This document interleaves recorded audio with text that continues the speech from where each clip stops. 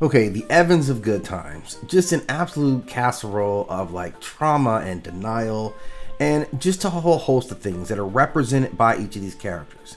Now, the Evans family was not just a TV family, they were a psychological profile of Black America under the weight of poverty, religion, and pride. Now, each character represents a different survival mechanism, but together they form a closed system, one that keeps recycling pain and calling it perseverance.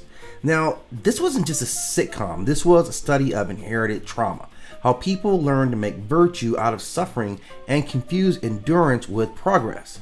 So we'll start with Florida, who was the moral warden for the family. Her faith kept her family grounded and chained to the ground at the same time. Her entire identity is built around this moral superiority, the idea that righteousness equals worth. But when you look deeper, her morality wasn't strength, it was actually fear in disguise. She literally turned down every chance at upward mobility if it didn't come absolutely gift wrapped with pure morality, just moral purity, right? The liquor store commercial, James's TV preacher job, even the Black Jesus painting that brought hope to everybody else in the family. Every time opportunity knocked, Florida slammed the door in the name of God. And she wasn't just protecting, what she was protecting wasn't just her faith. It was actually a level of control. Her morality gave her authority in a world that otherwise treated her as powerless, given her position. So her sanctified poverty became her comfort zone. She believed that staying poor but righteous was safer than risking the unknown. So she wasn't the family's savior. She was technically their glass ceiling. A good woman, yes, but one whose goodness became an anchor for her.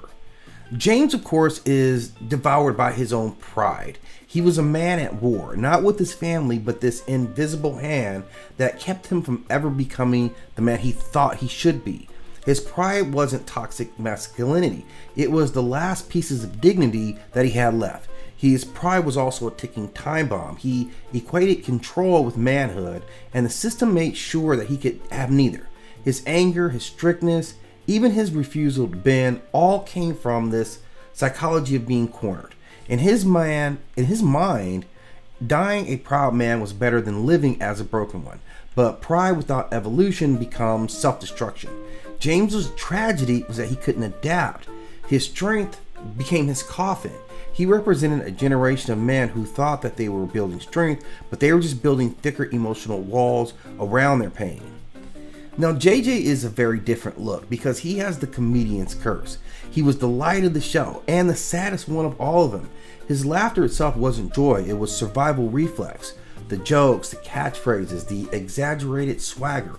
This is all armor. This is humor was how he made poverty bearable and how he disguised his growing despair. He learned early that he made people laugh, they didn't see his shame. But the tragedy is that the mask became his face. JJ's art and humor should have elevated him, but the world, even his family, only valued him when he was funny. So his architect of the clown who bleeds when the crowd stops laughing. So JJ represents that comes from turning your pain into performance until you forget what's real. Now, Thelma represents really the most tragic part. She's the betrayal of dreams. Thelma was grace, intelligence, and beauty personified, and this combination of intelligence and charm should have been her ticket out. But good times make sure that even she couldn't escape this gravitational pull of the projects. Her beauty, this one gift that might have transcended her surroundings, became irrelevant in a world where every dream has to pass through this tragic, framework. She found love, she found future, and she lost them both because of the circumstances of her family. The Evans curse struck once again. So her life was this tragedy of potential sabotage by association. Not by her choices, but by her family's misfortunes. And the show's refusal to let a black woman win without losing first. So she is a cruel paradox. The system allowed her dream, but not to arrive. Now, Michael, of course, is the easiest one. He's the consciousness of the family. He's the one who saw through the fog, right? He questioned the religion, he questioned the politics, he questioned the system itself and his parents' submission to it.